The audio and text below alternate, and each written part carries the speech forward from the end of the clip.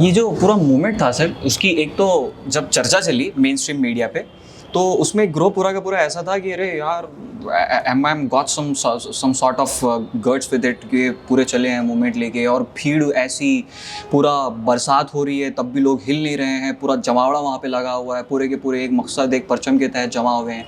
मगर जब चुनाव के नतीजे आए महाराष्ट्र चुनाव के, और एम के भी नताइज हालांकि पिछले चुनाव से बेहतर थे, उसके बावजूद भी जो बढ़त बीजेपी को हासिल हुई, उसमें भी फिर लोगों ने ये एस्पेक्ट निकाला कि जो रैली आप लेकर के गए थे उसका नेगेटिव इम्पैक्ट इतना हुआ है कि सेक्युलर वोट बैंक भी स्प्लिट होकर दो हिस्सों में बढ़ गया, और जो ग्रे एरिया, जो लिबरल्स का फेवरेट एरिया होता है, वो बाकी नहीं रहा। पिक्चर पूरी की पूरी ब्लैक एंड व्हाइट हो गई थी।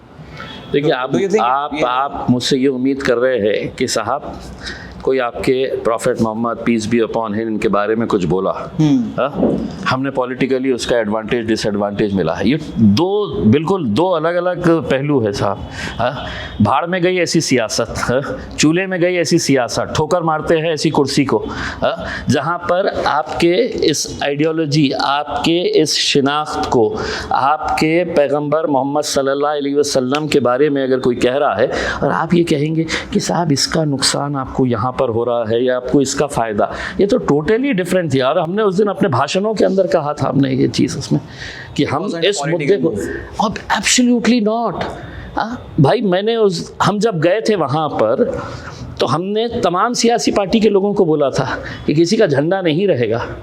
अगर सियासी रहता तो इम्तियाज़ जलील है तो पूरे मजलिस के झंडे लगाकर, जैसा कल आए थे ना हमने, तो पूरे झंडे सियासी लगाकर आए थे, क्योंकि हमारा सियासी प्रोग्राम था। वहाँ पे हमने सियासी झंडे नहीं लगाए थे, हम वहाँ पर तिरंगे लगा कर गए थे कि इस मुल्क के अंदर मुझे जीने का अधिकार है।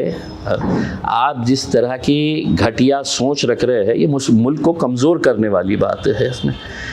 ये ऐसे भगवादारी लोग अगर इस मुल्क के अंदर है तो अजमल कसाब की ज़रूरत ही नहीं है देश को। समझ रहे आप? वो आया था क्यों यहाँ पे?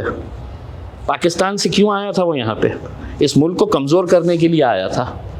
तो जब ये ऐसे भगवादारी, ये अपने आप को साधु संत कहने वाले लोग जो है, वो ही अगर वो काम कर रहे हैं तो उसके आने की क्या ज़रूरत है? वो तो बोलेंगे कि अरे यार ये तो हमारा काम यही कर रहा है करके, ये महाराज कर रहा है, ये स्वामी कर रहा है करके।